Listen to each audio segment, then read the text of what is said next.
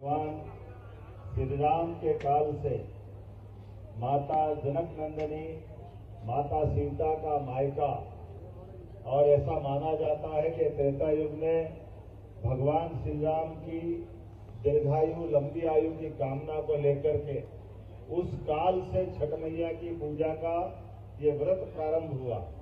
और हमारे लिए और आनंद बढ़ जाता है कि जब दीपावली के बाद एक तरह से नई दुनिया, नया समय, नया वर्ष, कई लोग नया साल भी दीपावली के बाद मनाते हैं। ऐसे में अपने परिवार के अंदर माता बहनें, हमारी ये जो मातृसत्ता संस्कृति है, इसका आधार ही माता बहनें।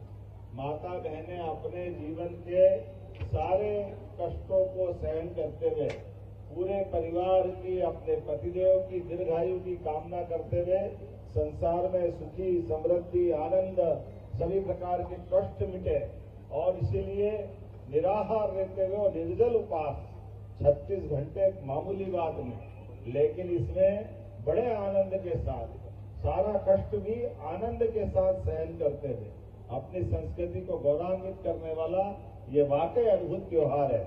माता बहनों को नमन करते हुए जोरदार अभिनंदन हमारी माता बहनों के लिए भी करें, जो अभी भी ये भी एक त्योहार का आनंद है। सूर्यनारायण देवता हमारे लिए जीवन प्रदाता है, ऊर्जा दाता है। हमारी सृष्टि का, इस चराचर जगत का जीवन कहीं से पाते हैं तो सूर्य देवता से पाते हैं। ऐसे में सूर्यनारायण देवता की दोनों तरह की पूजा, अभी डूबते हुए का और कल सवेरे, परसों ना, कल सवेरे सूर्योदय के समय पूजा करते हुए क्या बनाते हो, बढ़िया खाते, हम भी जाते हैं। ठकुआ मैं भी जाता हूँ हमेशा। भाई साहब उज्जैन में भी विक्रम विश्वविद्यालय के कैंपस में सभी अपने बिहार के भाई बहन उनके साथ वो आनंद लेते हैं। और बिहार से मालवा का संबंध 1000 साल पुराना है। बिहार तो भोजपुरी भाषा बोलता है। ये राजा भोज समय के साथ यहाँ आक्रमण हुआ तो बिहार अपने बनारस से ऊपर के उस पूर्वांचल के हिस्से में गए तो भाषा भी लेके गए, और फिर भाषा ऐसी अपनाई कि आनंद आ गया। बिहार का हमारा संबंध और मजबूत हो गया राजा भोज की भोजपुरी उसके समय से। और वैसे तो विक्रमादित्य के काल के पहले भी सम्राट अशोक 10 साल तक मालवा के गवर्नर उज्जैन से अपनी व्यवस्था चलाते थे।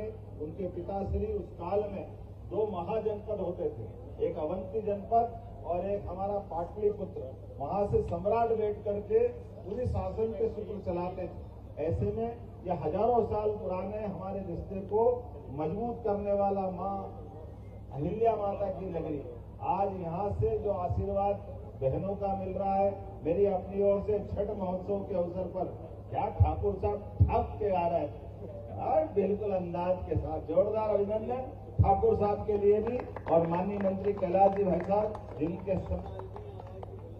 देखो आप बताओ, ऐसा लगता है 20 साल के हैं, क्या जोरदार